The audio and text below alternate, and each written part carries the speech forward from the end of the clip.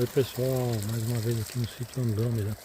Essa noite choveu muito, ventou muito e as minas estão assim explodindo de água. Então elas estão descendo assim violentamente. E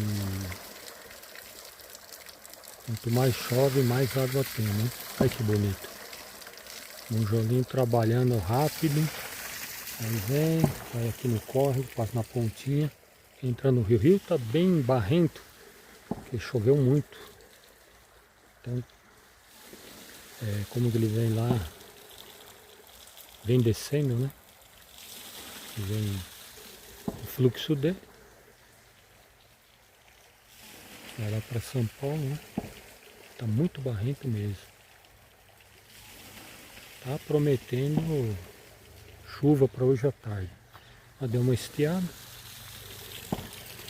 E aí tô mostrando para vocês aqui.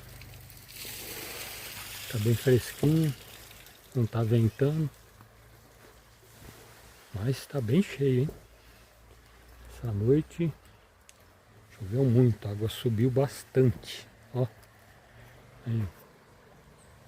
Tá bem barrento mesmo e tá com bastante fluxo de água. Correnteza. É isso aí.